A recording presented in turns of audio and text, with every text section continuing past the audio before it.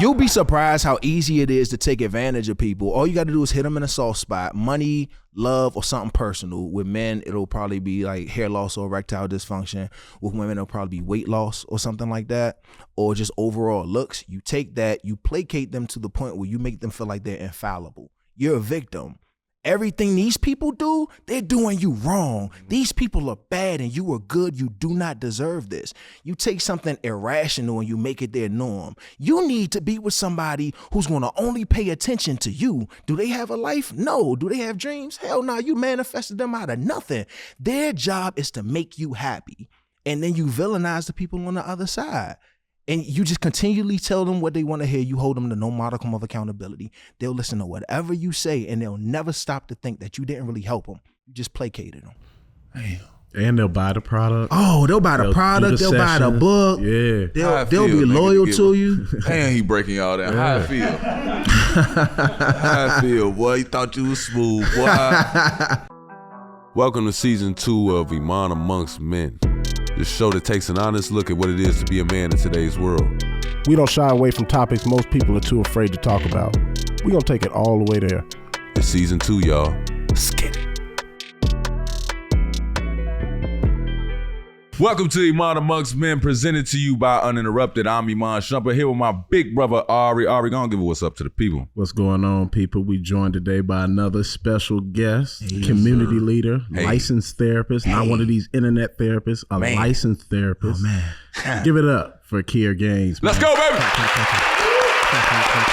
Oh, the claps are real too? Oh, yeah. I thought the claps was just all soundtrack. No. It's a little magic. We bleed it in. Look at me getting a peek behind the curtain. Yeah. There you go. Yeah, shake my hand, don't squeeze too tight. All right. The theme of today's show is mental health is health. When you hear that phrase, what comes to mind? Man, mental health and physical health, I think we separate them often because physical health, when I'm sick, I can feel it. It's tangible. Yeah. Mental health, if I'm sick, I can still feel like there's nothing wrong and it could be impacting my life negatively. So to separate those two is one thing, but to just say mental health is health, lump it all together, give it the same level of importance. Yeah, I think we need that, man. That's fine. I think we need that. I never thought about it like that, I guess. So mental health, you can be mentally, I ain't gonna lie, that's why it's fucked up. Yeah, that's one of the many reasons. That's Like, why it's fucked up. But at the same time, like it's the way weird you because at the explained same time, I'm learning now that they run almost hand in hand though. oh, absolutely. And after a while though, weird. don't it have to run you into, like, when your mental health is affected negatively, doesn't it have to run its course for a while before it becomes like a physical feeling? It depends. Not all. Some issues are just mental health issues. You have like anxiety or depression. And then some issues are psychiatric issues like schizophrenia. You know, it's different. It depends on the severity of your condition, whether or not you medicate it. But eventually, even things like anxiety, if it stays with you for long enough, it starts to impact your physical health. Yeah. Absolutely. Yeah. Got physical manifestations of that. That's crazy. Mm-hmm. Is there ways to work through that? Yeah. Definitely. Look, he looking like, let me Straight up, I Because don't want to. we want those type of answers from you. I just want to make that known. Like, we want real answers from somebody who actually knows, an expert, so to speak. Because this is my therapist. But hey, it's And very. he cut my hair. So seriously, since like 8th grade, people don't understand. Like, for most black men, your therapy is that 45-minute haircut. Oh, absolutely, because that's somebody you trust. Well, black men is trust and respect. Straight up. With And those you things, usually respect your neighborhood barber that you and your homies, your brothers, everybody go to. And you know what I'm saying? It's damn near an intimate moment with y'all with the Clippers. Not damn near, bro. That's intimacy. Real talk. Yeah. I'm saying the loudness of the Clippers, nobody else could really hear y'all. You might have to say what you say to a motherfucker, but I'm like, it's literally a close-in conversation. They might be talking to you about anything. Like, yeah, bro. It's funny because when we hear talk about men, we often hear that men don't have intimate relationships. And that's not necessarily true. Yeah, it's bullshit. It's just comparative to women. Yeah. I can see why you would say that, but our intimacy is more implicit. It's the long that what's up, bro? It's the get home safe, Holmes. Real talk. It's watching a sports game and just nudging. Hey, bro, you see that? Straight up. Our intimacy looks different. So yeah, when a dude sneezes and he can take your hairline back here, you got a lot of trust in him. That's an intimate relationship. Yeah, I cut hair, so I understand that. Like, and I seen both sides of it too. It's like he don't see it, but like if you do fuck up somebody's hair, as a barber, you kind of have to do a little psychology dance with them. Like if you want to keep them as a client, you kind of have to earn their trust back.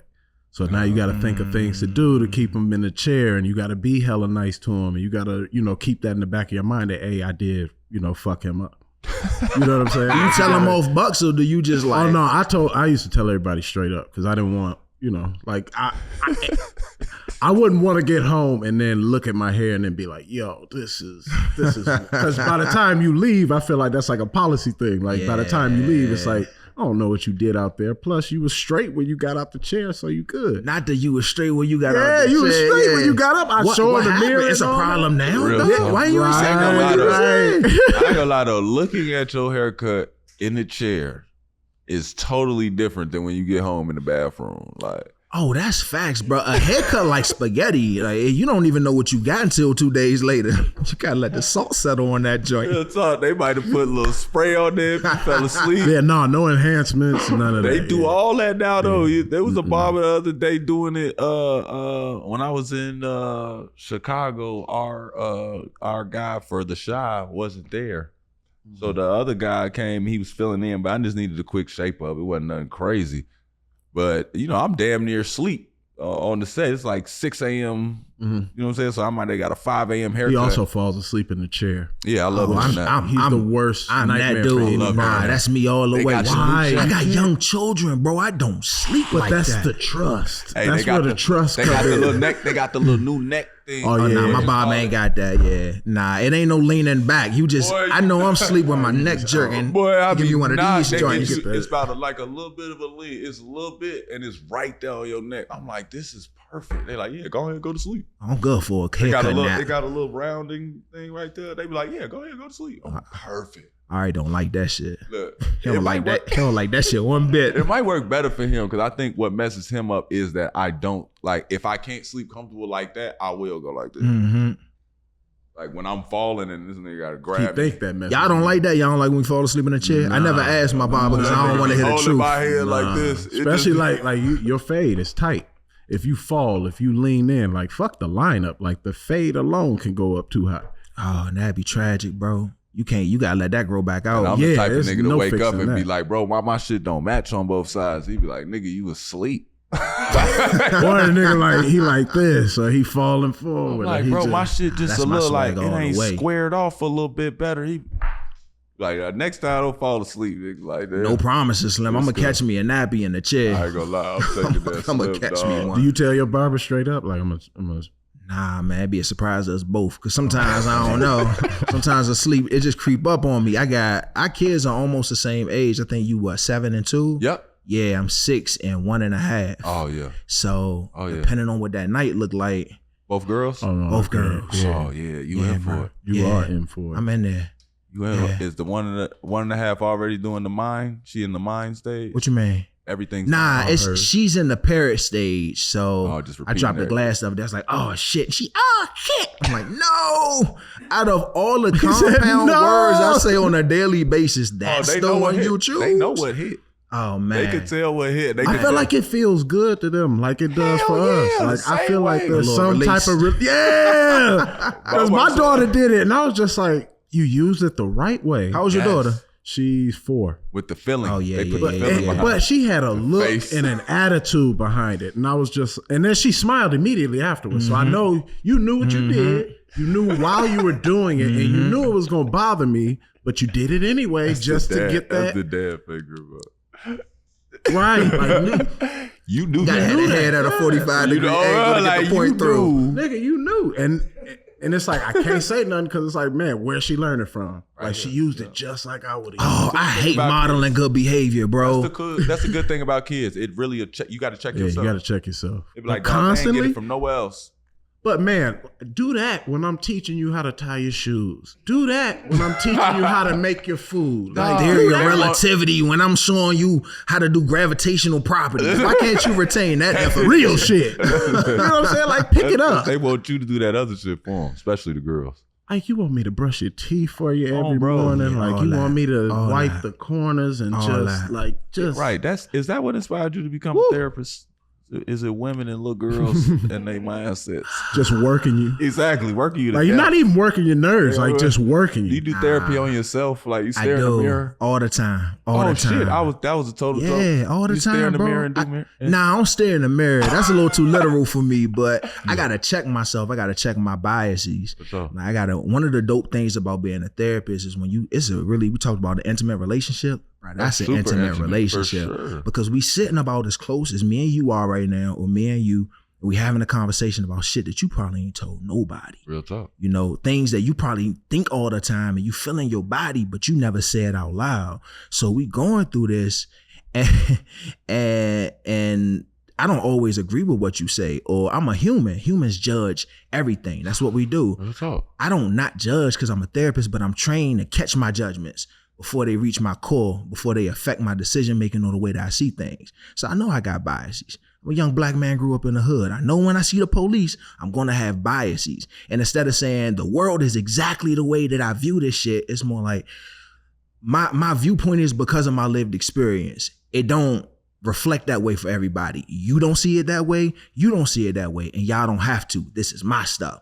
It's my baggage, my luggage, my way of seeing the world. It's not right. It's not wrong. It just is. So it allows me to look at my own shit and not feel guilt or shame or some type of judgment or feel compelled to live by societal standards. This is where I'm at. You ever had to take on somebody's complaints and it been too much for you? Like a friend?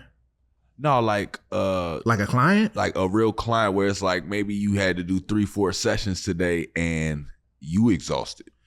Or you like, you know what, maybe I shouldn't do that 4th session because y'all just did it. Y'all, it's like emotionally draining because I realized when doing it with my therapist, even my therapist one time was like, whew, like, you cool? Like, you know what I'm saying? Like, that's heavy, dude. It happens. Like, you know what I'm saying? Like, I didn't, like, you was cool this whole time. And like, I just wanted to know, like, on the other side of that, when that feeling that, whew, like, does that come over you? And has it ever come over you to where you felt like, you know what, whoever my next client is, maybe we should push this till tomorrow? Nah. I never felt like that. I think it'd be similar with basketball and you have a long, exhausting practice, but you know it's something you still need to do. So you're going to get a few more shots in. Are you tired? Yeah. You ready to go home? Absolutely. But there's an objective that's more important than the immediate feeling. You can look over that right now to get to where you need to get. I love helping people in therapeutic sessions. So it's the only environment where I don't think about myself at all. I'm not there. I'm there. I'm listening to what you say, but like my thoughts, I'm just trying to connect the pieces so I can help you connect the pieces. Right. I'm not really caught up in my own. I don't feel exhausted because once you leave the session, it's gone. I don't feel that afterwards. Some sessions be heavy though. And afterwards, I might need to take me a little 5-minute break, go get a coffee, go get a water, watch some YouTube or something. Sometimes you literally holding, like, I know you connecting dots, but there's therapy sessions where you're literally holding this person up. Like, they're down bad. Like, their mental is all fucked up. Their emotional level is fucked up. They may just pour it all out and be emotional and just be crying. And it's like you said, being a fucking human, like, I wouldn't be able to sit there. Like, I all the time look at it like when I got to talk to my daughters and they're crying or there's something wrong with them. Like, in the moment, it's like, you just did X, Y, and Z, and I really need to correct Y and Z. But X got you crying so hard that I need to be empathetic to X. So I'm like, I couldn't sit there in a therapy session with somebody and they bawling, crying, or just going through it. And I can't see myself not being like, man, like, you cool? Why would they do that to you? Like, you feel me? Like, I'm looking at it like, damn, my daughter's going through it. Like, if somebody's upset and I feel like, damn, I can't help them. That's like, legitimate. But the difference is with your daughters, you have an emotional connection there. You also have a parental responsibility. break that down, you have a paternal responsibility that goes back to the way that you see manhood, the way you see fatherhood, the way you envision yourself. It's a lot of stuff connected to that. This person is my client. You're not my friend. You're not my friend. You're my client. That's not what this environment is. You have a whole bunch of people who you know, who you're related to, who are going to be happy to lie to you, who are going to be happy to placate you to make you feel good. That's not why you pay me. You pay me to ease you into an uncomfortable truth that'll reveal something to you that's keeping you from doing what the fuck you feel like you need to do in life. So I'm not connected to the experience in that way. Damn. That's amazing. That is. That definitely takes. How long does that training take? School wise, man, it's 3 years of grad school. It's about a year and a half, 2 years of internship. Then you got to get 3,000 hours of practicing. So that's about 5 years, about 4 or 5 years. Take 5 years, man. Nah, 5 on top of the 3 on top of the 2. Oh shit. Yeah. Yeah, because that was just from graduate. All right, so it takes 10 years. You can't just put on no robe in front of no fireplace, my nigga. Yeah, you can't just buy some microphones and set up in your kitchen. What he said? What Jordan said this was an S7. Yeah, what's the name of these? What's these S70? Huh? Yeah, SM7. SM7. Oh, these the you short can't just buy a joints? couple of SM7s and sit down yeah. and start being a therapist, nigga. That's the problem. You can though. No, you can't. It take years. Would you say it take 10 years of this shit? It's Bruh, years in this shit. If you got a nice camera and you got a nice microphone and you tell people what they want to hear, you use either money, and you religion, but you just or explained love. it. If they do that, they a friend. They a friend. That's not a client. But he's That's a saying most friend. people, If you can lying see and that. doing all that, you a can see, friend. but you can see that. You had a They can different see that awareness, now. bro. Yeah. If you tuning in, this is Iman Amongst Men. Y'all can see that now. You'll be surprised how easy it is to take advantage of people. All you got to do is hit them in a soft spot. Money, love, or something personal. With men, it'll probably be like hair loss or erectile dysfunction. With women, it'll probably be weight loss or something like that. Or just overall looks. You take that, you placate them to the point where you make them feel like they're infallible. You're a victim. Everything these people do, they're doing you wrong. These people are bad and you are good. You do not deserve this. You take something irrational and you make it their norm. You need to be with somebody who's going to only pay attention to you. Do they have a life? No. Do they have dreams? Hell no. You manifested them out of nothing. Their job is to make you happy. And then you villainize the people on the other side. And you just continually tell them what they want to hear. You hold them to no modicum of accountability. They'll listen to whatever you say, and they'll never stop to think that you didn't really help them. You just placated them. Damn.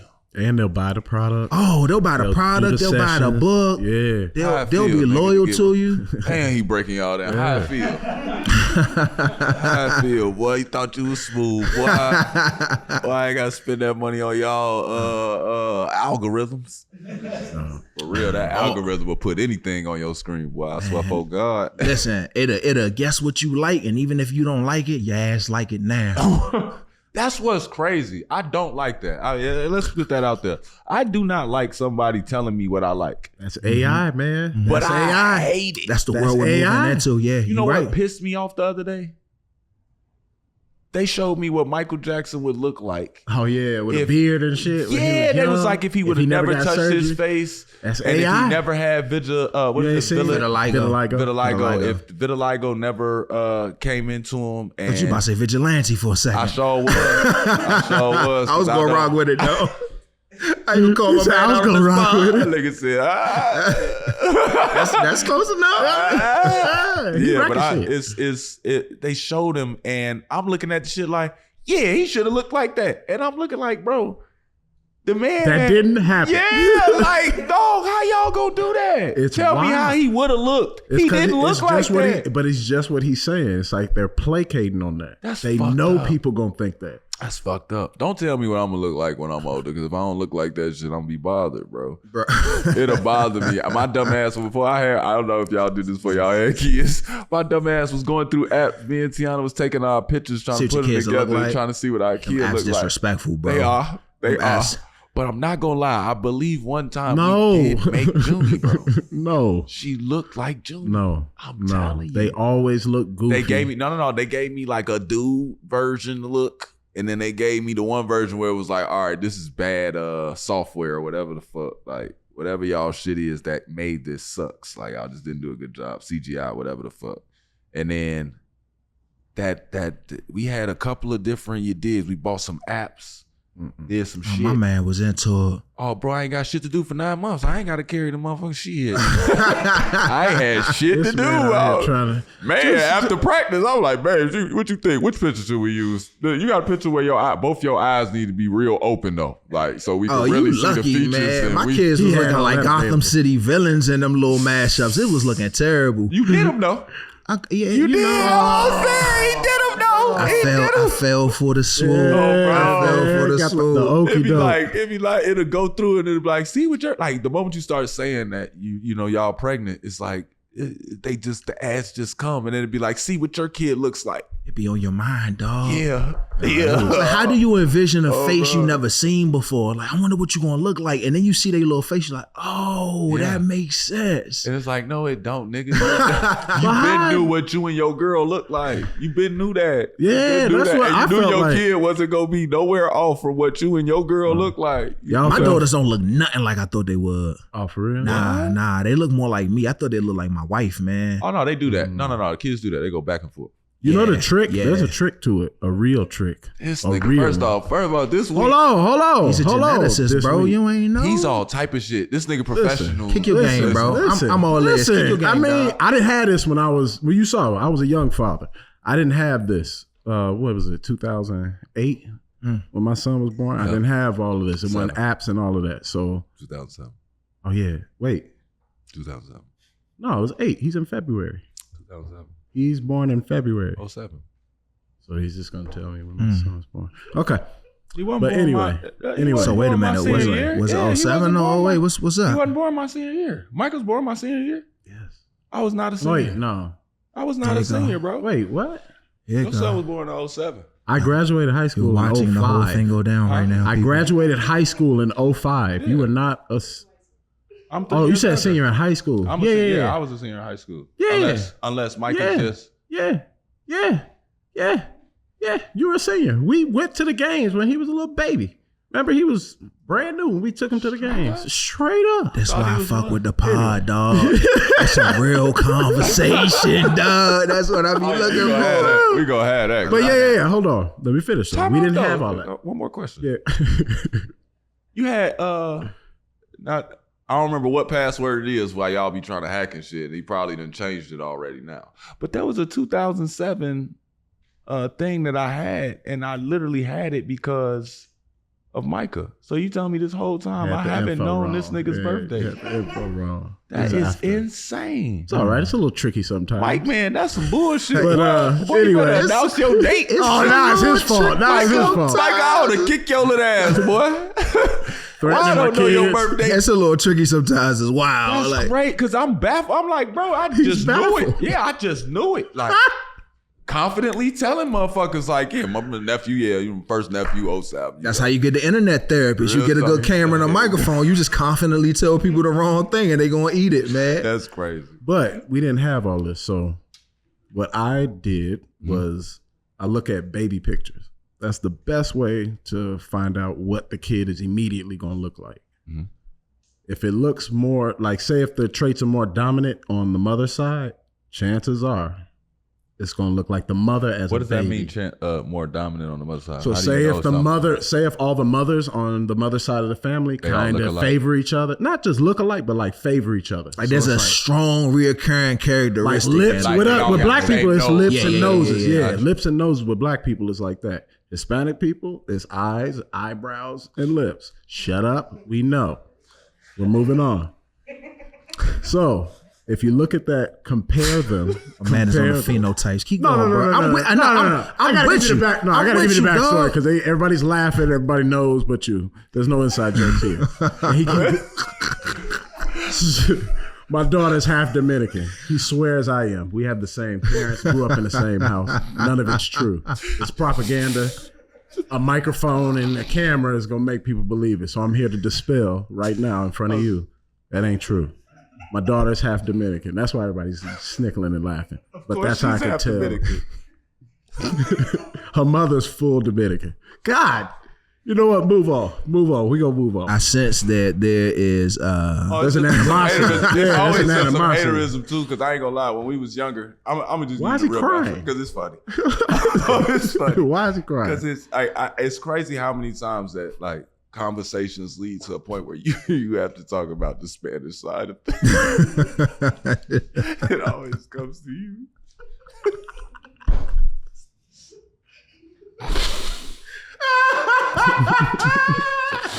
Kier, do not participate in this. Don't cry either, I'm man. trying not to. It's happening, dog. I told you. He said it's happening. I told you. Somebody start crying. Humans just do it. It's like black people No, running. I'm going to therapy Black after people this. start running. We all take off. Like, oh my I'm God. going after this. After this, I'm man. scheduling my appointment because I can't. I'm proud of you, dog. You gotta get that off your shoulders, man. I do. Yeah. Touching on therapy. Does everybody need therapy? I'm careful with the word need because I think therapy has kind of been weaponized specifically towards men, black men, as something you need to do to fix you. You need to go to therapy because there's something wrong with you. Yeah. I would just reframe that and say I think everybody can benefit from therapy. I love that. Yeah, it's folks who think they don't need to go, and you can't force somebody into something they're not ready for. Shit, that was me until like the middle of last year. A word? What changed?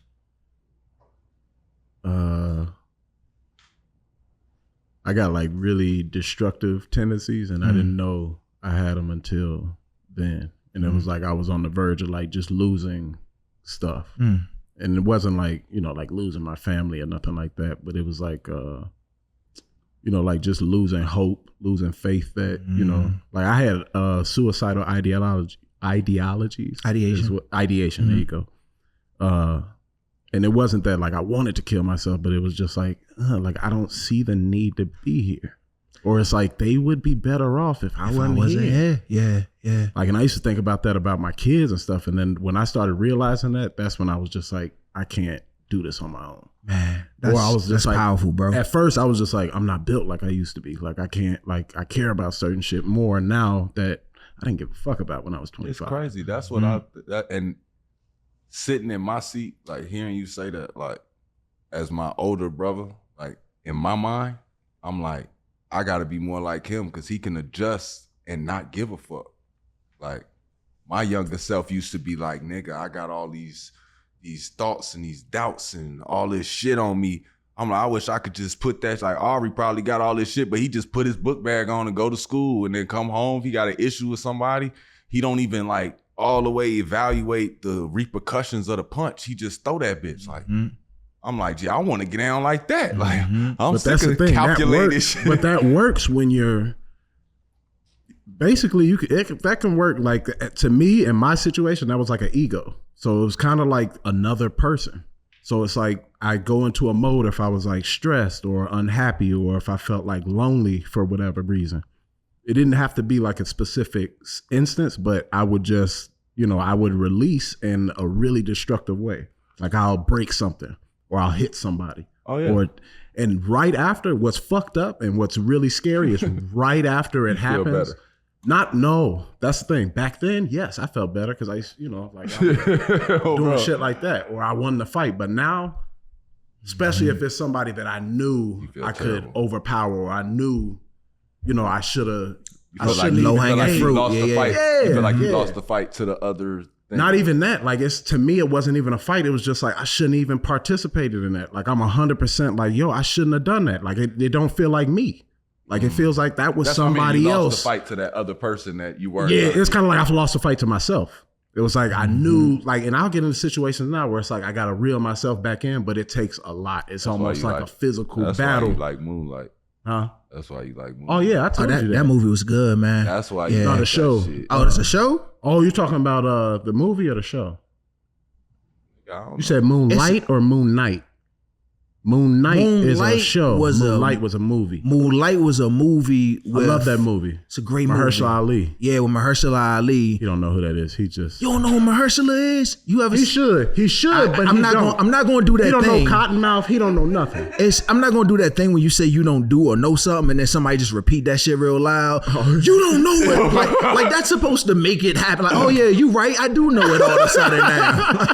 Like, it's supposed to osmosis into your brain because I'm offended. I'm the worse with knowing actors because actors usually, if you're any good, I'm gonna call you your character. So I don't. If I was an actor, I wouldn't have a problem with that. Yeah, I don't ever associate their actual. Like, I'm not a credits guy. I'm already out of the movie. Like I'm gone. But man, when you see a part, especially like Mahershala, all of his parts, it's like I can grab something and be like, yo, I think like that. He killed that shit. I knew dog. Denzel because people would like. They brought him outside. He's like, to me, he's like a new modern Denzel. If I saw him, I probably would know who he You is. know him by before. face. Yeah, you know him by You've seen face. him before. Tall, dark skinned dude, man. Talk real slow. That doesn't Did you see narrow it down at all. Did you see Luke Cage? Yes. Remember in the first season, his name was Cottonmouth. He was the first. Nope. Can't do it like that. He was the nigga with the cane. Can't do it like that. So you doing that thing? It's 2023. Like when you try to explain it, he's still trying to give him pieces. Yes, I know him. There you go. Know him well. He finna play Blade, Saw him a man. couple- Shout out saw to him in a Mahershala. couple He about to do Blade? You didn't know that? Nah. See, that's where we got an issue. No, I don't have an issue. Yes, Wait, we have a he didn't know fucking nothing issue. about it. Now he got an issue. Now we got an issue. Are you a nostalgia guy that's like all the best West. rap was back in the day and everything now is trash? no. No. He don't feel like that about music. He Okay. feel like that about everything else, though. I don't like He feel that about everything else. Just not music. not everything. Yeah, it is. Because even fashion, I like the new fashion. Like we've done. That's what I'm saying. Even though people say like everything about hip hop and rap and how it needs to be back, it's like, bro. Even though yes, you have those couple of artists now that they got the young artists that can give you bubblegum music, which I'm sure we had back in the '90s. We Oh, yeah, we definitely definitely did. had, bruh. You know what I'm saying? I'm Nostalgia be kicking people ass. Like I'm they, like, it- bro, I'm sure in the '90s there was a couple of artists that was on the radio that y'all didn't. no, there give were a tons of fuck artists. about. Yeah, there were Like, tons of artists. It's just Instagram didn't show you that they had 23 million force followers, feed, exactly. so you didn't feel like they was that, but they was that. Yeah. They was getting spins. They was getting whatever. They was coming and fans was screaming at Mm-hmm. TLR. I mean, what is that? TRL. TRL. That's what I said. TRL. Total Request Live. Total Yeah, Request with Live. Carson Yeah, they Daly was back doing in the all day. that, Yeah, yeah. screaming loud as fuck and all that shit. Like, but there was some people with boo boo out. That shit was boo boo. Yeah. But it's like, bro, we had to cipher through it in a different way, and now you got a different appeal to it, to where it's like, I now know about these songs. And I can talk about these songs. We can point them out. We can have a long hour conversation. Now I'm like, niggas wasn't doing that in the 90s. It's just that shit weak. We not saying it out loud. Nah, you right, man. We get flooded. We get inundated with information now. I was on Spotify the other day and I was just going through and I'm like, damn, it's a lot of new artists I never heard of. It's almost too much music to consume. It's too much. It is. It's way too much. It's a low barrier for entry now. Anybody can get a microphone. It's the same. We having the same conversation cyclically. It's the same as the content. Anybody can do it. The plus part to a low barrier entry is it ain't no gatekeeping. Anybody can participate. The bad part to a low barrier entry is there's no gatekeeping. Everybody can participate. You know. Yeah, that's how I feel about it. It's crazy, dog. You got a way of presenting things when you just said before you was like people could come take all their money and take advantage of you if you like deliver it like this. Mm-hmm. Knowing that you've studied and your understanding of both sides, what keep you from taking advantage of a motherfucker? Bro, that was an ill transition. My undergrad was mass media journalism, so I see it. That was an ill transition.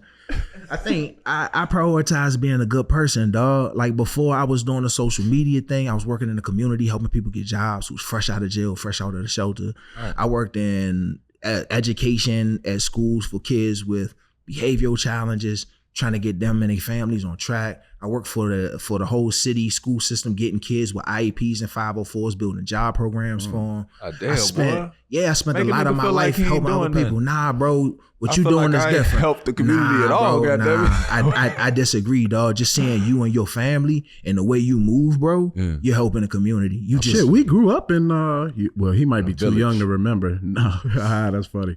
But we grew up, our father used to volunteer at our church, and we would go to shelters and feed the homeless. a word. But we used to do it not really knowing. Like, it was kind of fun. That's and after beautiful. a while, we kind of knew some of the people. Like, I come back and be like, oh, That's shit. beautiful, him. bro. Yeah, he don't remember. You were too young. Damn. But yeah. That we used to probably do it like built every some of other your Sunday. personality now, dog. Yeah, we were there like every other Sunday. And he had all of us there. Like, our mom wasn't there either. So it was kind of like free roam. It was in like a gym. And they had like a stage on there. So the little kids would be up there. It was a couple kids in there who were like, I don't know if they were crack babies or not, but they were. Said crack babies. We from the generation, bro. Yeah. It was the product. Yeah, but it was just like, we were just but we were just mingled in with them. And I remember at first just thinking like something's off. Like if mom knew we was up here, this wouldn't be happening. She wouldn't like this. Like some of these people in here, like he down real bad. It's like, and I know he got drugs on him. It's just like, but it was just, I remember dad didn't say nothing. Our daddy didn't say a word. Didn't tell us like, watch out for this, do this. We kind of learned on our own. And I remember I just fell in with my older brother. He was just like helping sweep up, and like that was it. And I remember serving. Like I remember like serving, I think it was like mashed potatoes or something. That's beautiful, dog. Like you didn't have to hold the place. But I was just a little kid too. Like they gave me an apron and everything. You want to know what's wild? Living your life in service. I somewhat remember going there. I remember playing. I don't remember physically serving. Maybe I was too small to actually physically serve or do anything. But I remember playing, and I remember a long line of people trying to eat. But I don't remember like what the fuck we was doing. That's crazy that you say. I think it was like every other Sunday or one Sunday a month, something. But I remember after a while we knew we were going, and we were kind of like excited to go. And as kids, it was like super, like genuine. Like that's where I feel like a lot of like my like the giving side, charitable side. Like that's where that comes from. Mine is seeing dad. I remember my father had to help this lady out of her wheelchair. And I just remember him being mad about, he wasn't originally supposed to do it. She needed help. And I think like people were like acting like they didn't want to hurt her, but really just touch, like they didn't want to help. Cause it's like, that ain't my granny type of feeling. Mm-hmm. And I just saw him be like, all y'all move type shit. Like y'all ass out the way, and just like gave himself up to do whatever. And ever since then, it's like when I see any elderly person or any person that truly just physically can't do something, I'm like, bro, I physically, like that's one thing that I'm good at and I'm going to use until I can't use it no more. But I'm like, bro, like you need something off top of the fridge, got you. Dog, it sets your baseline. Real talk. And alternatively, can't walk up the stairs, I'll carry you. We know dudes that grew up in situations where instead of seeing your daddy help somebody out of a wheelchair, you see him knock somebody out. You see him be quick to see him take advantage of somebody because he got to be dominant to prove that he that dude. That sets your baseline in a different way as well. You see how this sits in the back of your brain and probably informs some of your decision making. You don't have to think about it. It's kind of unconscious. The inverse is true as well. And that's what I was feeling. Like it's weird. It comes full circle. Like in the beginning of my life, that worked. Like being, kind of numb to your feelings, not really dealing with anything while it happens or in real time. And then by the time you're calmed down and you should be dealing with it, you still got that weird wired mindset and you just like, fuck that. Like, I'm not going to deal with it. Now at this point, I can't do it. I wish you would have dealt with that shit when we was fighting back in high school. I'll tell you what. Yeah, no, but that's what kind of got, that's what's wild about it. Cause this boy so understanding now. That's why it's fucked up. Cause it's like, that's what got me kind of through that period of my life. Like maybe at a certain point I needed that, but I never knew how to turn it off. That's the thing, man. Especially going from boyhood to manhood, because there is no, how do you know when you're a man? There's no rite of passage. There's no biological anything. You just one day you're a boy and then you wake up and the world looks at you like a man and you got to determine whether or not that's really who you are, and it's like I always use this comparison to a freight train. Freight trains be long, they be having 100 cars on them, weighing 1 million tons. If a freight train is going full speed and that joint going down the track and the conductor sees something on the track and say, oh, I'm about to hit that, he gonna hit the brake, that train ain't gonna stop just because he hit the brakes. That train gonna go for another 15, 20, 30 miles probably. I don't know how long it takes a train to stop, but it's a lot of momentum. Just like your prior experiences, the reactions you got to the ways that you used to behave, all these things, the things that happen to you, the things that you hold close, the things that you shrug off, the way your mama talk to you, the way the women look at you, the way your peers treat you, all of that affects your personality. Just because now you grown and you with kids, the expectation is you a grown man. You're supposed to be able to hit the brakes and that 20-ton train is supposed to stop like a Honda Civic. Nah, that joint gonna slide for miles. your brain doesn't always know that things are different, that you need to react differently. Like this way of going about shit isn't helpful anymore. You don't always know that, you know, until you have a thought like, maybe it's better if I'm not here. And then you say, wait, that ain't it. Let me go see somebody about that. Let me go holler at somebody about that. That's crazy. And that's the way the mind work, bro. That's the best analogy. Oh, that's what I'm finna say, for dog. like just the baggage and the weight that, like, I don't want to say all black men, but I would say Hell yeah, say all black men. Niggas some be carrying but I'm saying, real life 100 cars back there. But I'm just saying that's this exactly how that shit sometimes feel, I'm just bro. saying sometimes it's different for each person. Like some people though may be able to stop everything and be okay for a while. Oh, got you. But you know what I'm saying? It's just like, I've never met a man who could do that. I'd always emphasize black men, but real talk, it's all men. Because there are a lot of white men, man, they getting crushed in their relationships, bro. They getting crushed. That's what we should bro, have. they getting crushed, bro. That's what, remember I told getting you. crushed, What's bro. the pressure of a white? What's It's the not pressure it's not, of a white? Yeah, it's not really a pressure though. Yes, it is. No, it's not a pressure. I want to know what they pressures are. If a white man came, sat down, and had to like mentally do that without tricking on a specific person, like give me like a generic. Like, this is the type of issues they have as opposed to what I usually deal with black men. That it's like, that's crazy that y'all got to deal with that. We can't compare. Yes, we can, bro. I can't. It's you can compare some intersections. There are commonalities with both men, with both family men. Yeah. I think people, man, black people gonna kill me for this, but hear me out. I think that people are a little too married to parts of their identity sometimes. Like if a dude, my first client was a gay white man. We had nothing in common. And I think about him all the time because he taught me so much. But it's the identity. If you got a black boy who's also immigrant, who's also queer, he got all these different identities. Yeah. The identity that you bump the hardest for is usually going to be the one you got to fight the hardest for in society. What do you mean bump the hardest? So like the identity the that you really want. Yeah, or the identity that's the most salient, the one that's the first part of your identity that hops in your brain. My first thing in my identity is I'm a black man. Right. Because that's what I got to fight the hardest for in society. But this dude got to fight, he's an immigrant, he's first generation American. That's an identity that's crazy that he got to fight for. He's queer, he's black, and he's a man. Queer usually is going to be the identity that he fights the hardest for, is going to be the one closest to him, because in society that's the one that get judged the most. That's the one he got to fight back with people the most. But you being a black man is just one part of your identity. It's not your whole identity. You, a white guy and an Asian guy, all coming to the office, y'all can have the same issues. It's the same issue fundamentally, but the way that you see it and the way that you handle it is impacted by your religion, by your culture. It's the same fundamental issue. People think that they're so different from one another. They not. Yeah. That's why I wanted to ask. Is he a therapist? Nah, they not. I don't know. He get behind the closed door. Yeah. I'm like, bro, ain't no white boy gonna look at the black dude. Y'all not gonna come together and talk about your insecurities. Like, there's also I know as a black man, I wear a chip on my shoulder that is like, if a white dude was to come to me, like asking me if I'm cool, I'm 100% good, shorty. Yeah. I'm 100% good, whether I'm fucked up or not. That's, like you said, experience taught me I'm not even tired around you niggas. Yeah.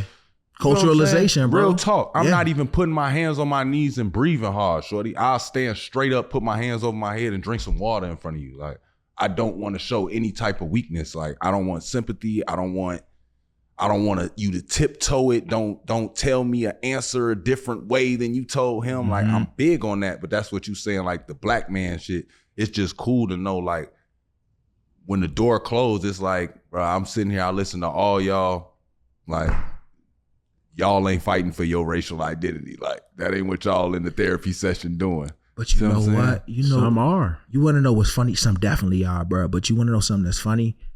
Men and women have that same dynamic. When you talk about how hard it is to be a man around a group of women, he not trying to hear that shit. Yeah, they not trying to hear. And in turn, and as a dude, you be like, you know what? Cool. I just won't say nothing no more. Exactly. You feeling validated and you completely, but you still got the need though. You still got the need to be seen, heard, understood. But now you got this wall up because you know you're not going to get the need from that person. And then it translates, oh, since this woman's like this, all women like that. And it just compounds. I mean, they do the same to us. Women do that to men all the time. And I'm sorry. I know I say so. No. It's not wrong. sorry. That's the thing. It's not I'm wrong. sorry. No, he's right though. He's saying like it's not. It does happen though. It exists for a I'm just reason, being bro. accountable for it. Yeah, Like, it's just I don't know at what year I did it, but I know good and goddamn everybody- I've said that before. Man, all you same, man. Yeah, no. All y'all the same. You say the same. You think the same. We all been there, You bro. want the same. You want the same. You talk to any man, my photographer here, he got a baby on the way. He got one Oh, kid, and he got a baby Congratulations, on the bro. way. Oh, bro. He about to do 2 under 2. That boy wild. But Hey, boy, listen, man. but all of us go through the same shit. We all in the Get same. your sleep now. Get your sleep now. Yeah. He might have to hire some help. Oh, bro. Just for sleep. Just for sleep. Like after he wake up, he get his 6-7 hours. I wish I would have got a night nanny. We didn't know what the fuck we was getting into. In Cleveland, that would have helped us a lot to get a night nanny. Me and T was doing that shit ourselves, and mom was coming. Her mama was coming. Like, That first 6-7 months is disgusting, bro. and man, and I probably was adding the extra pressure because I ain't know shit. And I'm like, we need to do it. Like, it need to be us so that the kid, they learn the most in these years. No, it's got to be a shared because that's what I did. 'Cause- Yeah, but you be thinking in your head, like, you know what I'm saying? Like, they're going to remember this the most. Like, Yeah, that's they're what- learning. but They're that's- developing. That's adding another gotta car be to me.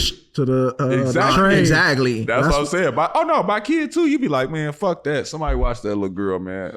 Oh, you eating stuff off the floor? Let me put some more down. Yeah, Some more it be down. all right. What is that? Bro. I cleaned the floor. I sweep the other day. It's cool. Yeah, you It's be cool. alright. Yeah, it be all right. Just let her pop that. Like, it's cool. Like, we ain't worried about That's why we got penicillin, dog. Everything okay. That's the 90s shit. Yeah. That's the 90s shit. She When will. niggas say She something, will live, dog. they can say that. That's First kid, you. Oh my God, sweet precious baby. Did Real you just talk. fall on the ground? Second kid, you hear that scream? like, she only screaming. yeah. She that alright. ain't Yeah, that ain't ain't nothing the real. broken. That ain't the Yeah. real one. That's how That ain't the that's real how I one. did both my kids. Like I don't really want to coddle them and just be hovering ass. over them because I'll do that if I'm just constantly checking on them and I'll do that. And I've done more with my daughter, but without my son. But yeah, at the same time, they both Rough as hell. not just rough, but it's like it's like when you decide you're gonna do everything or you don't need any help or you're not gonna ask for help.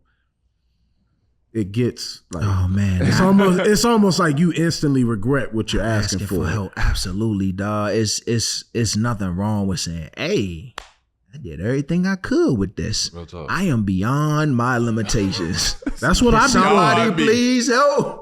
That's what I be beyond saying. Yeah, Yeah. this is way beyond me. I outkick my coverage, brother. I That's have what nothing here. when I start doing the point and shit, that mean like, all right, man. It's like I'm not finna beat you, not gonna yell, not gonna scream, not gonna do all the things you expect me to do. Like I ain't gonna flip out. I'm gonna just leave you in this, and when you tired of it, then you'll come back, and I'm gonna have to come back come and explain to There you you go. You'll come why back. this happened. Shout the out way to that it mature happened. fatherhood, man. That's all it is. Yeah. Take a Oh my little God. time. I only had to really learn with my daughter. Like my son, it was just like like Yeah, it was a little couple boys times is I'll pop him every now and then. What made It's that just- different? You said that, and I was trying to decide in my head whether One, I my wanted to age. know more. And two, the situation. Mm. Because when I had my son, I was really, really young. I didn't old know were what you? to expect. I was 19. Ooh, Yeah, I bravo. was really young. Didn't know what to Sheesh. expect, but at the same time, knew everything. I was a fucking expert. I didn't care about other people's You were a opinions, child, bro. basically. were a And had child. no clue. And was trying to like balance it and still like be okay. The Like, fuck is still be me. balance? What Didn't is even that? know what it was back then. That's where it's crazy. It's like now I know there really is no balance. No, that's not But a thing. yeah, but at that time I'm just like, oh well, if I do these things, if I get a job, I do this, I do this, I do this, I'll be straight, or I'll at least get to a point where everything's okay and I can deal. It never happened that way. It seemed like stuff just kept happening the way that's the I carrot didn't on want the it to stick. happen, Yep. and I never changed anything about me either. Like back then, I was like tunnel vision. I only thought about what I was feeling and what I was dealing with, and if somebody's reaction didn't match or whatever, I'm just like, fuck you. Now I'm like, man, I want to understand. An asshole. Yeah. But at the same time, it's like now I want to understand why do you like I care about how people view me now. It's like, especially my kids. I'm so it's glad like, you said that. if I didn't back then, like back then that never crossed my mind how people viewed me. Like when I walk into a room, how do I make other people feel? Do you feel like now when you walk into a room, like you like have to give people different versions of yourself? Sometimes. Oh, that's a good question. Yeah, Do you feel like that? sometimes. Hell no. Yeah. I don't. I mean, I probably will adjust my lingo I'll adjust my lingo, but as far as like how I am and who I am, nah, I don't really like to. I did it for basketball, but after basketball, it was like, yeah, that was a commitment at 4, so I could change it up for them. But it's like, if they not paying me my top rates and all that shit, it's like, bro, adjust for who? Do you think that you're more comfortable not adjusting because, I mean, you've been in the NBA. I've literally everybody know who you are.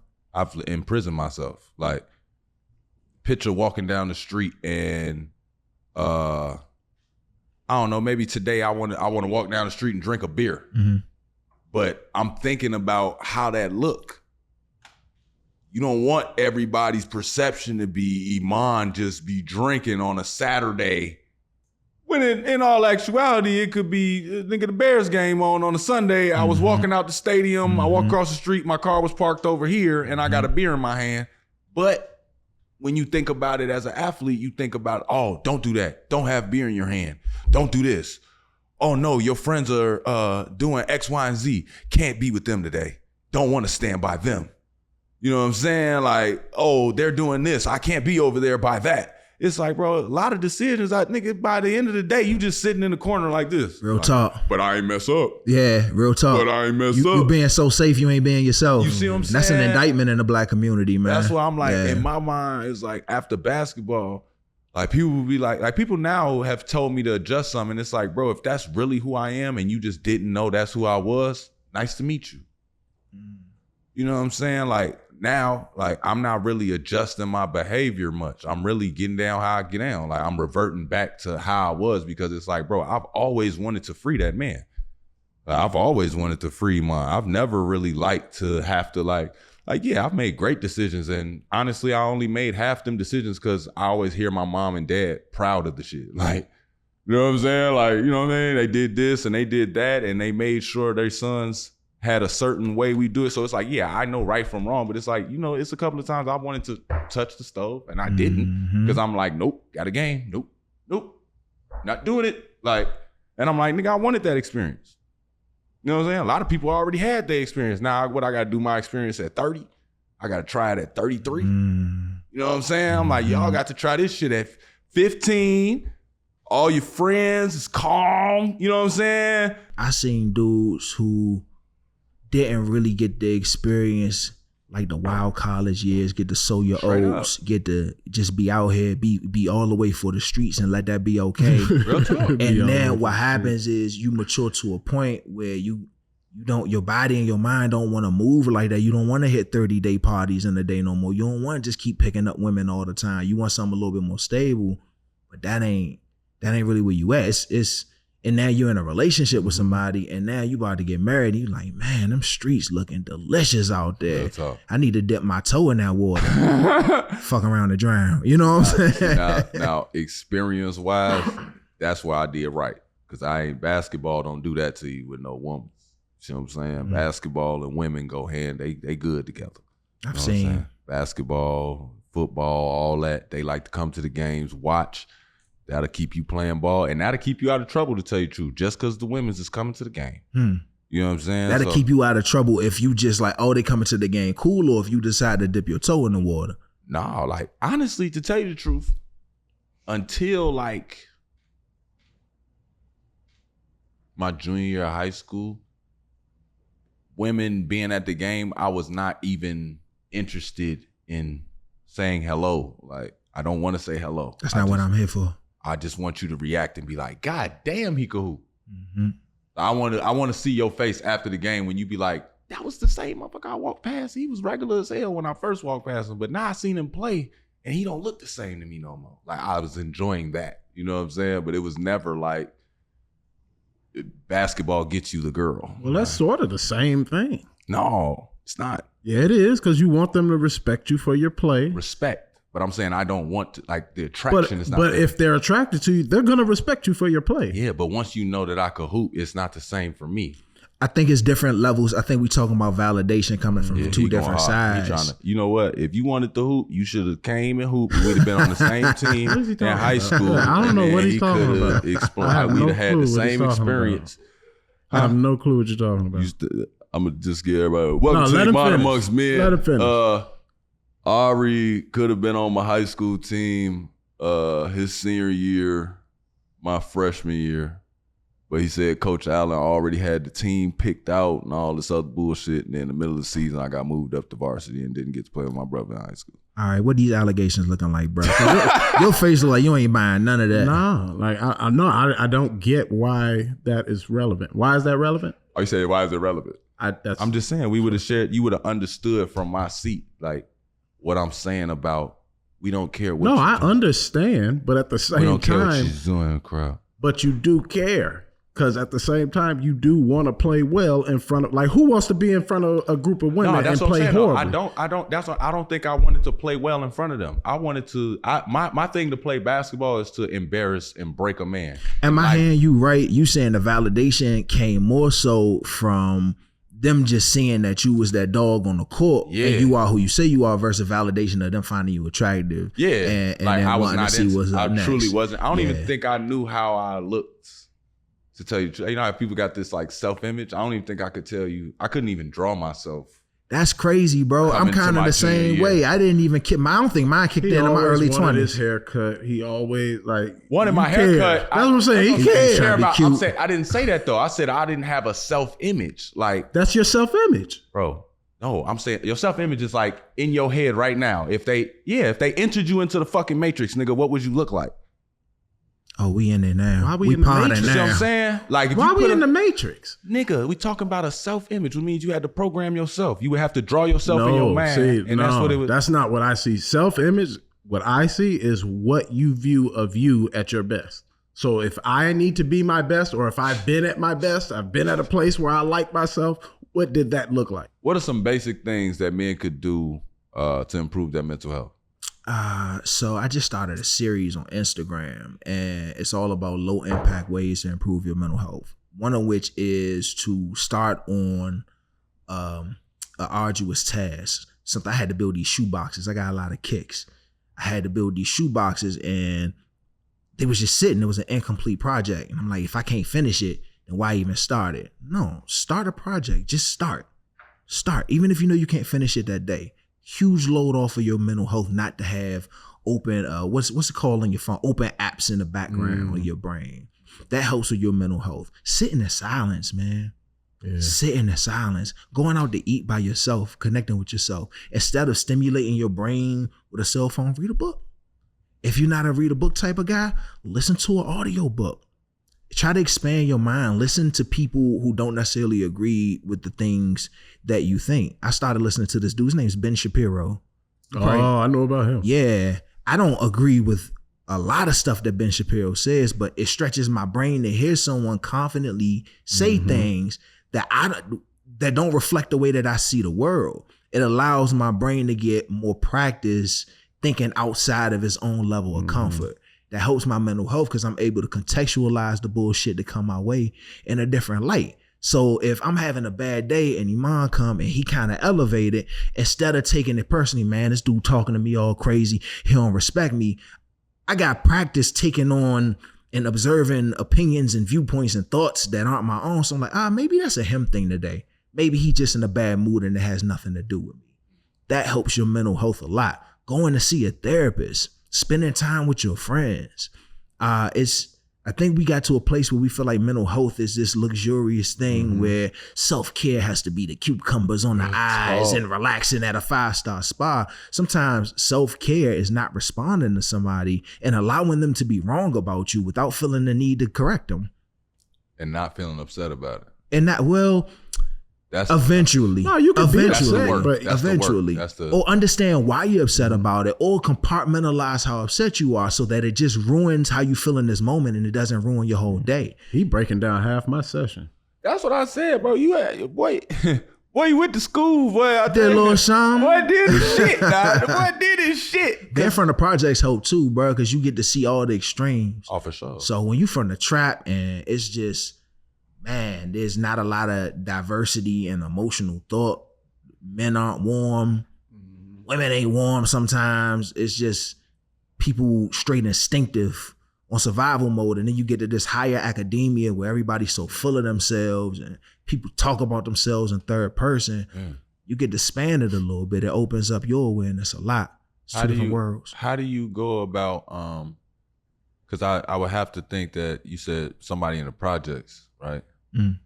If you got somebody that's in like a project or just a more dangerous environment, as far as like, say you have, I don't know if there's like a certain criteria or if every person is just different at what stage you like personalize it, but do you look at it and say, like, even though it's good for somebody to take on the feeling of I don't have to be tough, or it's okay to be soft in this moment, or it's okay to tap into this or tap into that. Do you ever look at somebody's environment and be like, yeah, I can't tell him that? Yeah, all the time. It's like, I can't tell him to be soft because you'll die in this environment being soft. Yeah, we call that cultural competency. When you understand somebody's culture and you apply it to the way that you provide mental health to them, to the way that you treat them. So it depends on how you contextualize soft, because some dudes will come in and they think soft is hugging their child, or they'll think soft is kissing their son, or they think soft is washing their ass. Real talk, putting a washcloth betwixt your butt cheeks. They will think that there is something wrong with that.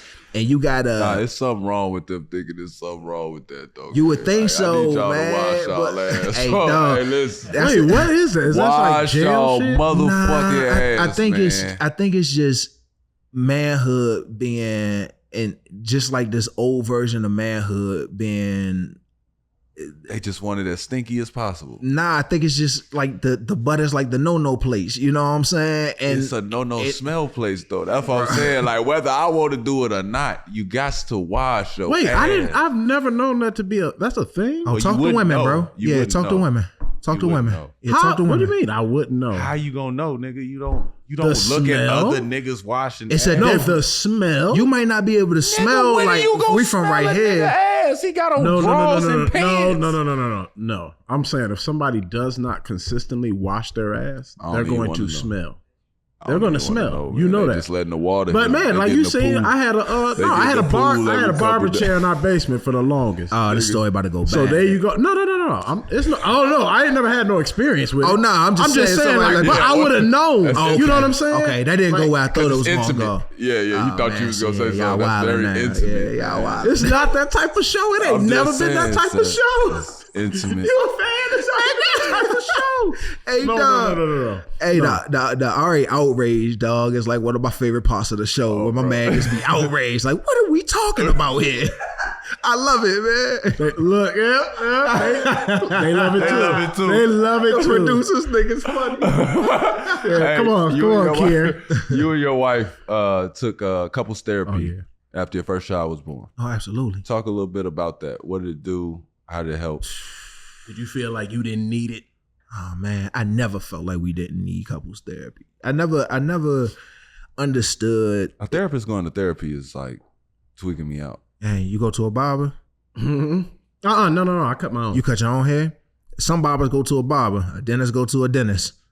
A mechanic probably fix his own shit, but you get where I'm going with it, right? Yeah, I need a therapist, bro. Absolutely. I'm just like y'all. I got the same. It's me having understanding of this shit doesn't make it easier to deal with all the time. It's like reading a book on how to build an airplane. I know from a knowledge standpoint how to build an airplane, but that doesn't mean I can practically apply them skills. I just read the book. I can't build a plane. I know all the methods, but when I'm mad, I'm mad. When I'm depressed, I'm depressed. I got to fight through it just like y'all do. Yeah. Well, my bad. What's your wife? The therapy, yeah. My bad. Man, yeah, we right after my daughter was born, man, it's something that happens when you conceive a child. My first daughter was a surprise. My wife had just graduated from law school. I had just started grad school. That was my girl. We was vibing. Oh, bro. And we was having a good time. We messed around and made a baby. And there was a lot of resentment that I felt towards her because of that. Yeah, I felt a lot of resentment, man. Wow. You felt like I felt like stopped the progress y'all. Oh, absolutely, man. I felt like, and I'm past this, but I feel like a lot of men don't get this feeling validated. I'm not saying it's right. I'm just saying it exists. I felt like she had a decision on whether or not she wanted to go through with this. She had an opportunity to look at her whole entire life and say, no, this ain't the right time. I didn't have any choice in that matter. So I felt resentment. I was living a life that didn't feel like it was mine. I was doing the thing. I was making it happen and moving in and trying to be the, protector, provider, but I felt animosity towards her, and I knew that wasn't going to go away by itself. I knew that it would transfer to this kid, and neither one of them deserved that, dog. So we went to couples counseling. I think the dopest thing we learned was we thought all the issues we had with each other was about each other. Like, she the problem, he the problem. So the therapist said, all right, cool. Let's talk about all the problems y'all got with each other. We spent 30 minutes spitting them out. At the end of the joint, he read it was a black man. She went and saw the black man on purpose. And he read out all the issues we had with each other. And we noticed that it ain't had nothing to do with the other person. It was more so about our upbringing and the way we see the world. Mm-hmm. Changed everything, dog. She's not the problem. The problem is the problem. But the problem, I'm looking at it through the lens of it coming through her. So I view her as the issue. Mm-hmm. So I attack her and not the problem. And she was doing the same thing. That's crazy. Bruh. It's wild. Love is complicated, crazy, bro. That's why I don't like the love gurus. And that's the thing. When you're in it, you really, unless you have a little bit of awareness, unless you do have help, I really feel like when you're in it and you are doing things like moving in, taking like huge steps in that unity, if you're not aware of what's actually happening, especially with your mental, it really will fuck you up. Absolutely. And make you think like, whoa. Like, I can't. And that's the thing. Once you start doing shit like moving in and committing yourself like that, like that's why I think a lot of niggas are just scared to do it, because you can't go back. No. I feel like in a lot of situations, not all, but it's like most of the time, it's usually the man, not like providing, but it's like making the adjustments for living situations, like what they're going to do while they're pregnant if y'all are having a kid. But a lot of those decisions fall on us. You got to deal with them. And then at the same time, they're on your shoulders. Because I feel like in a lot of situations, the woman can leave, like especially if she needs to, and that's what's best for her, she can leave. You can't really leave, especially when you got a kid, because it's like they already looking for you to be the bad end. Like if you're a black father, yada, yada, yada. If you have your kids young, yada, yada, like they're looking for you to do that. So you got to fight against that too. Yeah, it's tricky. So you can't really just up and separate. And when you do, it's almost 100%, you're going to dig your hole a little bit further. Yeah. If you do try to just separate or try to, dial it back. That's the tough part about being a man, is if we seen so many dudes try to be the good dude, she pregnant, so now I'm gonna marry her. And it's like, that's not always a good idea. And then on the other end, if you're uncertain and you're in a 10, 11, 12 year relationship, now you're wasting her time. So it's like the sweet spot of having the awareness of what's going on with you and like relationally, how you going to fit in this whole puzzle. Because even when at the time, she my wife now, but when my girl was pregnant at the time, I didn't feel like a dad. She was feeling like a mom. She nesting, she building shit, IKEA furniture. She felt like a mom. She was in that mode. I ain't feel like a dad till I held that baby. I went almost a whole year feeling nothing, not connected to that experience at all until I held that little baby in my arms. She been there. She got there before me. So it's a different hill to climb. If you're talking about fatherhood, you got to have that conversation separate from motherhood, because it's like space. In space, there ain't no gravity. So smaller objects are always going to get sucked up by bigger objects. That's why Jupiter got moons and shit going around. Jupiter ain't revolving around the moons. The moons are revolving around Jupiter. And Jupiter's revolving around the sun. Everything's spinning around something bigger. Motherhood is huge, bro. But if you try to do comparatively fatherhood, men will always be invalidated or overlooked. We got to have a conversation about fatherhood in a vacuum, or ain't no conversation gonna happen. Damn, boy. You got to. Yeah. Hey, boy. I'm getting You're now tuning in, man. Welcome to those moisturized snaps, too. Boy, need to do a TV show or movie, goddamn, a documentary series. Working on it. Man, we got to give your flowers for a minute. You got to sit down and have a conversation with the vice president. I did. Kamala Harris. Mm-hmm. What was that like for you? Yeah, what'd you take from it? Yeah. Did you give her some therapy? I did not. I interviewed her twice, once via Instagram Live, and then another time in person in the White House in her office. And the interview was just like any other interview. It didn't really stick out to me. I think two things that stuck out to me the most was one, her power presence when she walked in the room. You know, some people, when they walk in the room, they got a power presence. She is smaller than I thought she would be, but her energy is a lot bigger than I thought it would be.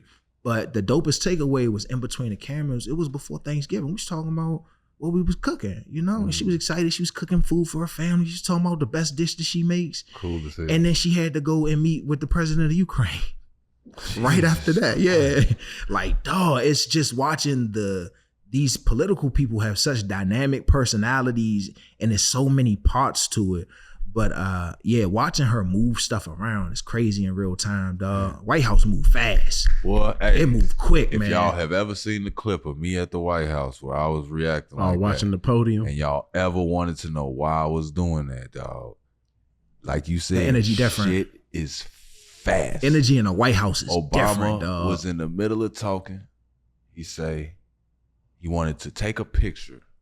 He asked, could somebody move the podium? Can we get this out of here? Can we get this out of here? I think we should get this out of here. Let's take a picture. By the time the man done turned, now it's like 4 Secret Service people in front of the stage. They spread out. They be deep. Yeah. Black suits, right? Yeah, peace. When he said that, dog, they touched their ear. They start walking, doing some random ass route. You get what I'm saying? They didn't initially come to grab the podium though. Yeah, they going to get 2 other motherfuckers came from behind us. Some motherfuckers came from the little bushes because they got these big ass bushes there. Well, motherfucker came from behind the bushes. A couple other people was like jogging in. They came, picked that motherfucking podium up, folded it, got that shit. Got him out the way. I was like, what the fuck is going on? The sense of urgency is nuts, yes, bro. Yeah. Like, he was not playing. Like he said it in such a, like if he'd have been like, hey man, somebody come move this, I would have expected that type of reaction. Yeah, that like military reaction. But he was just like, yeah, let's get a picture. Like, team, can we get this out? Team, can we get this out of the way? Got that shit out the way. He was like, oh yeah, I got a great team. I say, niggas, stud. Jesus Christ. On another level. Jesus Christ. What's crazy is we were doing an interview Everything and I think fast. we were just talking about mental health. We talking about and we were I was having a conversation with her team about what direction to take the conversation because we literally just started talking. I was like, all right, that's what we doing. And I think that we wanted to get some clarity on the message. So she asked her team a question. They were kind of talking amongst themselves. And she looked at me and she was like, Kier, what do you think we should do? Like, bro, He said, bro, I don't know what happened in that moment. It was like a That's So Raven joint. Everything just woo, real quick. And I was like, man, let's just, I don't remember what I said. Let's boop, boop, boop. She said, that's a good idea. Let's go with it. And did it. Bro, I walked out of that joint 40 feet tall. Bro. Out here saving the world. Special advisor to the vice president. I'm putting that shit on the resume. Special advisor. That nigga slapping all badges. That was that's one of the craziest moments of my life. Damn, that gotta You feel trust good. me? You can't even remember what it was. And boy. you didn't even go. And It's not that I can't remember what it was. I just don't. man. I don't think I can. I ain't trying to say too much because they You might also have did some shit we don't like. nah. Got us paying the taxes we don't want to pay. Should we bomb them? Oh, Here go Kier. Let's do it. Bro. Duh, that'd be crazy. That'd be crazy. I would love to sit That's down what with the happened. vice president and they ask me some shit. She would love to sit down with I got you, man. opinions like a motherfucker. I don't know if you're going to want to do them, but I got opinions. She might shoot you down, though. That's cool, though. Yeah, she might shoot I you would She just a, love she a lawyer, bro. So I would she just love sharp. to look, somebody look me in the eye and be like, what do you like? No, go ahead. You got the floor. Like, go ahead.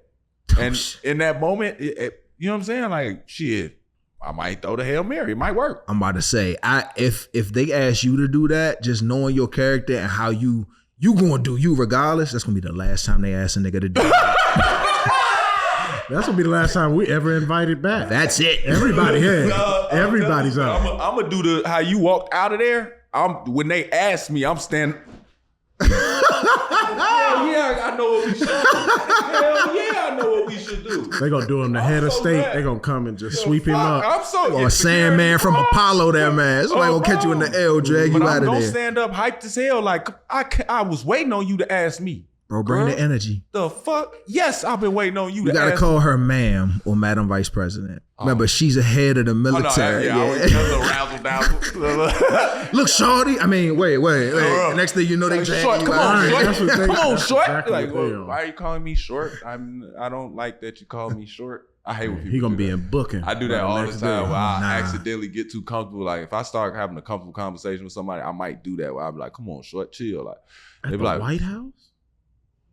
oh yeah, like what Obama be nicknaming Miles. Come on now. If Obama could do it. He don't Come call. on. He ain't nickname you Short Dog though. No, but he'll call you. So he'll be like, pimp, what's up, pimp? Like, he'll say stuff. He say pimp. Nah, don't do me like that. Okay. I ain't trying to get you in trouble. OB. See? Hey, OB. Y'all trying to get me jammed now. Wait a minute. I ain't trying to get in My trouble man. for this. These Secret They Service are. pulling up You OB. peep OB though, right? Oh, man. Ooh, must be nice. What? And know the OB. Oh, no, that's my man OB. You got his number in your phone, don't you? Nah. Yeah, no. Broad do, though. Oh yeah. Oh, that's not surprising. Yeah. Yeah, you know what I'm That's not saying? Like, surprising. you know what I mean? Like, it ain't that far out. Broad got it, so I got it, basically. 2 degrees of separation. You feel me? Like, I know Just him. two? So I know him. Just two. You feel me? We doing a Two-ish. podcast Make with that call. Uninterrupted. It's all No, family. make that call. Yeah, make that call. All right, we OB. got $1 million question for you. What's that? Why don't you like mac and cheese? Oh yeah. Oh, damn. That's How y'all gonna be know a about problem. that? We should have let off with that. That's gonna be a problem. Oh, damn. We got a good team. We got a great team. Yeah, got a great team. Great team. Yeah, y'all. What is it? Where did it you come need from? some therapy for that shit. Why did that happen? That's where the Bro. therapy got to kick Yeah. in, boy. Man, y'all gonna get me canceled, dog. It could have been an experience, though, because I know Yeah. somebody that don't like mac and cheese because the wrong person cooked it at the cookout. No, that's not my experience, dog. It's not that I don't like mac and cheese. I just don't think it's as good as everybody else think it is. That's the problem. I It said the needs something experience. else, dog. No, my my family from Low Country, South Carolina, dog. We cook. I just don't like. I just don't think it's the. You think it should have chicken in it? I wouldn't go that far. No, don't put it in it, but He said I it would- should- surround. I I mean, know, like, surround the plate. It don't with got no chicken. flavor profiles, dog. It need like some garlic or something, dog. Something. It tastes like salt and Who did fat that and to you? noodles. Bruh, we had this conversation all the time, and black people try to act like you just said Did they put the Martin eggs- Luther King a chump But did they put the because eggs in? you don't like mac. No, it's no mac. It's not like raisins and potato salad, dog. It's not that type of party. I just don't think it's not. I don't get why everybody love it so much. The corners be straight, the middle be good, but it just tastes like cheese and salty noodles, bro. That's what it is. He's getting visibly angry right now. That's what it is. I'm looking. Look at all these appalled African Americans here in the studio. Hey, dog, We don't have to do this, bro. We don't have to do this. we don't have to do We this, don't have bro. to do this because now people gonna be on my Instagram like, wow, bro. Or people are just gonna continue to make mac and cheese For you. until you take the right sample. You, Bro, I'ma you be might get so the mall sad, sample. Hey, bro. from now on, every time y'all see this No, nigga, don't. get him Do a not. mall sample Do not. toothpick Do not. with Joe mac and Do cheese. not listen to We gonna Iman bring this Shumpert. nigga back to the He good does side, not dog. know what he's talking about. This man is now, unhinged. okay, yeah, look. And it is not safe to listen to him. At that Unhinged. I mean, I eat it if it's on the plate, Yeah. but like, you know, You surely don't understand why it's just noodles and cheese. bro, why y'all so outraged, dog? No, I'm just. It was. Why are we only- upset? I wasn't upset. I thought you was gonna give me a story where it did something wrong to you. Nah, it's not profound. It's crazy because you're literally saying it don't taste like nothing but cheese and salty noodles. Like that's literally what I'm it not is. a cheese guy either. That's another thing. I'm There not it a is. cheese guy. There it is. You Yeah, don't I'm So like not you a eat cheese guy. naked hamburgers? Nah, I put other stuff on the joint, man. You know, you got not relish. Jesus, Why they gotta we ain't be that. naked? Nah, you eat the joint. You got the pickles and the ketchup. And you know what? This I don't want to talk about this no more, man, because I feel like I'm digging myself. Why the burger gotta be naked? Because it ain't got cheese on it, Bob. Why it gotta be naked? You eat cheese on all your burgers? Oh yeah, You got cheese. You eat cheese on all of them. Oh yeah, that's See, not that's how you end up having trouble trying to boo boo, Oh, man. yeah, it's Healthy my guy. fault. No, I Don't do that. You're not healthy. It's that type of show. No, I healthy. pass normal bowel movements. I take my vitamins. I took them before I came up Just in make here. sure you wash your ass, because I know. I do that. That's what I'm Gotta saying. put doing on that. Don't be Betwixt. insecure. Between Betwixt. betwixt the cheeks. There's nothing wrong with that. Yeah, betwixt. Not wrong with Yeah. that, dog. Gotta get All of clean. that. Clean it Yeah, out. you got to clean. I won't. Damn, the mac and cheese bar is crazy. How y'all find that, man? That was a random Great team. interview. We got a great team. I don't like that. Great team. We got a great team. I don't like that. You want to know We what's should have wild? took it a step My further wife- and brought him some. Now you lucky. Why would you do that? That's why I said, like, you lucky my wife not here. 'Cause you- That's her favorort. You got to she learn. would have pressed me out about that. She gonna press you for that. She probably You is. need to taste mine. Oh, now, bro. now I gotta do it. And then this changed my mind. I hated this shit my whole life, but look at me now. In what universe does that happen, dog? In the What- Matrix. Why can't in the Matrix where you can't envision your own face? I ain't gonna lie though. Since the beginning of time, I haven't been able to, like, cornbread for the longest was my favorite. But only I if my swear to granny God, I made it. will walk off this set if you say something crazy. Dog. What you about to say about cornbread? Nothing. What you I'm about to just say? saying, I'm saying cornbread was my personal, like, favorite snack. Okay. Like, or at a dinner, like, I felt like if we got cornbread, it's a hit. You know what I'm saying? The problem was I was used to my granny's cornbread. I had cornbread that wasn't her cornbread, and I was like, yuck. Like, Yeah. wait a minute. Did it have jalapenos in it?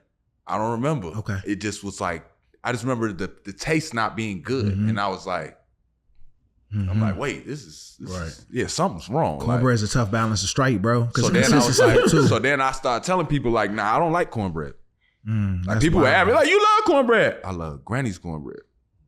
I'm not mad at that. I don't love cornbread. I'm not mad That's at what that. I realized. I damn sure don't love cornbread when y'all putting pineapples and weird shit in. Yeah, that's Corn. aggressive. Where you been? Pineapple? aggressive. You got to travel a little bit. Aggressive. That's why I That's wish he would have egregious. played basketball so he could Egregious. travel. And outrageous. That's So wait, what's your popular food that you don't like? I ain't about to be the only That I person on don't trial. like? Yeah. I like a lot of food. What don't you like though? Right now, he's doing boils. He's a boil guy. Oh, I'm a huge boil guy. What is he talking about? What is I've been I don't know. I jumped on board. That's not true. No. I've been doing that. He said like right now he's a huge boy. Right. Been Trying doing like that? something new. You did that before your Dominican heritage? I'm serious. I'm gonna move on. I'm telling you, the whole time growing up in Oak Park, Joe, the man never put together no seafood bag ever. That man is grown. Oh no! I learned that. man In, no, is I learned that in grown, New bro. York. No, I learned that in New York. That's what I just said. That had nothing to do with When your Hispanic people. Dominican heritage. But that has nothing to do with we was Hispanic living people. in It's a Harlem. whole restaurant. The man made me move to Harlem. He loved Black it there. people live there too. The man was eating rice and beans every day. No, I wasn't. I was eating sandwiches. Boar's head, baby. Me too. Oh, that Yeah. yeah. Boys That had- Because I would go buy I it. with that. I Yeah, the would- boss had Yeah. different. Yeah. But you definitely had rice and beans a lot though. Don't lie to me. No. It's cool. It's okay. When I had Like, rice no. and I'm putting the beans- joke down no, right now. when You I had a rice lot of and beans, it's with my daughter's mother, which was way after. We was already moved out of Cleveland. I lived in Chicago by then. So this is irrelevant. All Hey, we bro, talking I'm gonna about. just let you know you don't never gotta defend yourself with me. Oh, no. I It's believe you, that's the dog. thing. No, it's no defense, but see what I mean? Like once you get that perception, Nah, I'm fucking with you. everybody, I know you are. Everybody start to believe it and roll around, and then he just be like, well, I just pointed it out. Like, no, you didn't. Just telling you, bro. Like, No, chronologically, everything you said, it's all fucked up. go ahead, man. Do your question. Yeah, but back to it. Kier, we like to ask everybody at the show All right. our prize question or my prize question. What are you working on right now about yourself? That's or what are you an working on amazing improving question. about yourself? Yeah, it's an amazing question. Give me a second. Let me think about it. I don't want to give you a bullshit answer. Please don't. You've If done you're so not well already so far. working on it, what are you, now that we asked you this, about to work on? Oh no, I got big stuff I'm working on. Right now, I'm working on I have a tendency to set really high expectations for myself. And I like to be the dude that walk into the gym, I ain't stretched, I got on jeans, hit the joint, I make 8 of them in a row and I walk off. And sometimes when I miss that first one, my brain convinces me that I'm not good at this thing anymore. So the thing that I've been working on is trying to separate what is catastrophic from what's inconvenient. Because sometimes my brain thinks they're the same thing. Some things are just inconvenient. It's not that bad. It's just really inconvenient right now.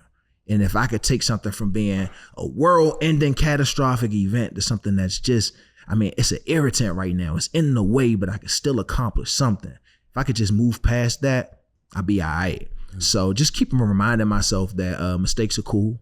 I'm not always going to get it right the first time.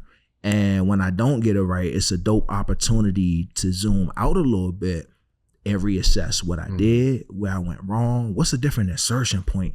What's a different way that I can attack this thing?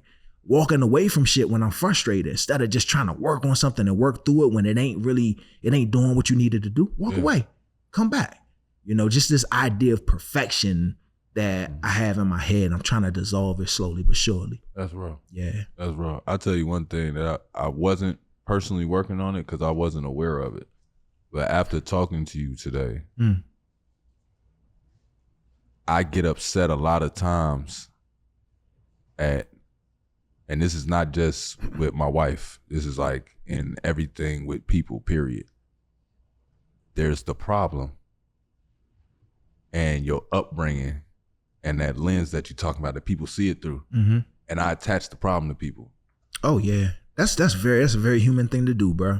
But like until you said that, I swear to you, it's never really made sense because all the time I've always thought in my head, why the fuck do I care what the fuck you got going on? But it's like in order for me not to care, I have to really like cut you out.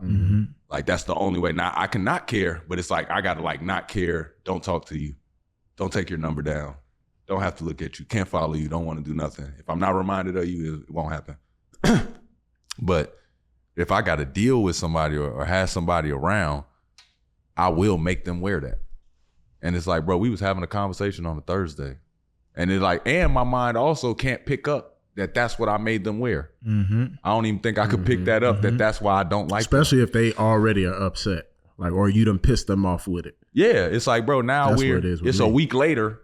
And I don't know why I don't like you, but I could feel it in the bottom of my heart. Like, I don't fuck with you, but I can't remember why I don't fuck with you until we like get in an argument again and we're like going at it. And then I'm like, oh, because you see from that lens. But I still have never made that distinction in my head to say his upbringing or her upbringing won't allow them to see how I see it. And that's okay. That's a profound discovery, bro. That's a life changer right there. Sometimes we punish people for we persecute people for offending us, for irritating us. We punish them. Sometimes we punish them with silence. We punish them with distance. You know, we punish them with giving them the parts of us that are a little bit cold. That's me. A lot of bit cold. That's me. That's one thing I can't do. I done learned over the years. Like, nigga, I could be a cold motherfucker, dog. Man, talk about it. Especially that silence though that you were talking about. Like, I thought that was the best thing to. That's the thing though. It's like the worst pain. Yeah, we call it stonewalling. Yeah, like that. I didn't know though. Like when I was like 20, 22, 23, to me, it was like, no, that's for me because I don't want to go off on you. Or I don't want to seem like the angry black The man. illusion of protecting this person. There you from go. your Like, worst I side. don't want to do that. So I feel like, I'm protecting you. Or I'm at least, I'm at least playing Protecting nice us here. both. Exactly. And it's like, that's almost worse. Like she'd much rather have, George Costanza. there you go. At least, no, for real, at least just so you can get the real point so that across. they can know get to you the care issue. about them. Yeah, not even that, but just like getting to the issue. I think that's what I think like silence, like people take it as you don't care. Like if a coach was saying something to me and then after a while I'm just staring at him, it's like, is he being receptive? Is he this? It's like now they are in question.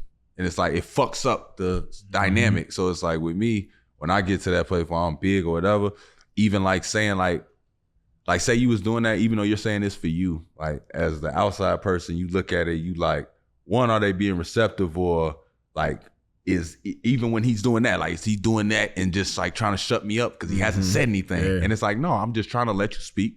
I'm agreeing, but I'm trying not to use any words. I'm trying to be quiet, but it's like, dog, that will stab somebody even worse. And you don't know it until somebody's doing it to you. Well, at the same time, you don't know it too because you feel like to me, I feel like that's also hurt. No, but it's like, it kind of like, in a way, it's exhausting because it's like, I got to sit here. I got to go through my breathing techniques. Like I got to sit, like for me, I have to sit still, clench, do like a whole meditative thing just so I know, like here go my safe space. Like even if she talking wild or if somebody's saying something to me, like it's not going to break. That's usually what it is.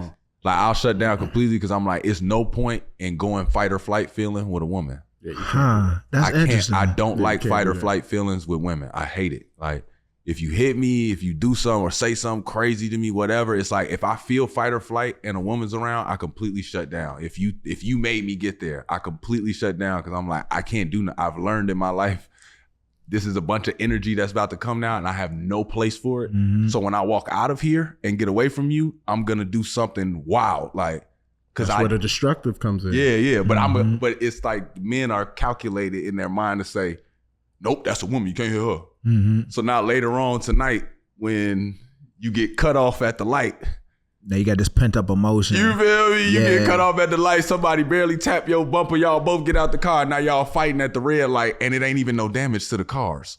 Hey, that's like remember we were talking about the relationship therapist earlier, where he put all the problems down on the paper and it didn't have nothing to do with us as individual. I mean, us as a couple, but our individual baggage and trauma. It's the same thing, man. You carry around a lot of that, and that's a complicated thing when it comes to men and women. And in my history, me and my wife, we got a great relationship, but just dating before I met her, my shit was always inaction. I'm going to do nothing right now, and I'm gonna process the way that I feel. And if this doesn't feel like something that we can work out amicably, I'm gonna separate myself. Hey, you wildin'. I don't like the way you talking to me. I'm not going to sit here and be disrespected. Depending on a relationship, I might say, let's continue this conversation at another time. You can't hear me. I can't hear you. Or I just say, you know what? Hey, you be well. And I'm out. Yeah. I'm out. Sometimes the energy is chaotic and we don't always have the tools to know when the anger is rising or when the situation is getting worse. The best thing you can do with that is be preventative. To sense the energy like, you're getting increasingly more frustrated. I'm not on your plane. Let's stop the conversation. But it's intoxicating. It's intoxicating to keep rolling on with that I gotta get my shit off. I gotta say what I gotta say. And then they say something, nah, you misinterpreting me. Nah, let me tell you what it is for real. As if you gonna change their mind. As if you gonna convince them that mac and cheese ain't gross. You know what I'm saying? Hey, the way you just brought that thing back around there. Your producer's offended. She said, wow, we are never booking him again. But we got a great team. Great team. Nah, y'all got an amazing team. Shout out to the team. You coming back. Head on amongst men. Oh, bro, man. Anytime you want to come back, no bullshit. We may need to. And we mac and What cheese. we got? too. What we got in the budget? We may need a therapist on set. What we got in the budget? We'll got a great talk team. about we'll talk about that on the back I have end. my people talk to your people. Let's do it. Yeah. Before we let you go, anything you want to promote? Follow me on Instagram, Kier Gaines, KIER GAINES. Is this the camera that's looking at me Well, right I now? think that's your camera. I don't know what's wrong with this. Oh, damn. Yeah, All right. It don't matter. They both pointed at me right now, so No, I'ma I just pointed. Okay. It's okay. I wasn't directing Producers him. pointing at this one right Yeah, here. he can do it. okay. Yeah. So follow me on Instagram. That one moves. This one moves. So that's like cinematic. That's the panning joint. Yeah, Yeah. that's cinematic. Y'all doing y'all thing in this. I got a lot You of see what I'm saying? equipment in It's this a joint. couple Yeah. of cameras in this. We started off with two. Yeah, multiple angles. I like that. Nah. You feel me? All of my content is centered around mental health. I like to take these big concepts and break them down and make them practical and usable for people. I talk about family. I talk about love. I keep it 1,000. I ain't gonna lie to you. I'm gonna keep it $1 with you. Also, me and my wife, we have a relationship podcast called The Sit Down Talk on YouTube. Where, we talk about love and we get down to the nitty gritty, not just the Oh yeah, I'm taking part. the nice parts of the love where everyone's dressed the same, monochromatic color palettes. There's music playing softly in the background, Minnie Riperton. Yeah. I'm so in love with you, baby. I'm in love with you too. Now we talk about a part of relationships when you up at 3 a.m. and y'all arguing because y'all don't see eye to eye. Straight up. And not for the sake of just arguing, but for the sake of meeting each other where you are and trying to get some continuity in your relationship so both of y'all can get y'all needs met. So come rock with me, man. Come be a part of the community. We love to have y'all. Real talk, Yes, we man. will. As always, man, thank you for rocking with us on Iman Amongst Men. I am Iman Shumpert. And I'm Ari Shumpert. Thanks to our guest, Kier Gaines. Give it up one time. Give it up for the boy. Appreciate y'all, man. It's a pleasure. It's a pleasure. This is great. I don't think I've ever said the N-word into a microphone. People, I don't know.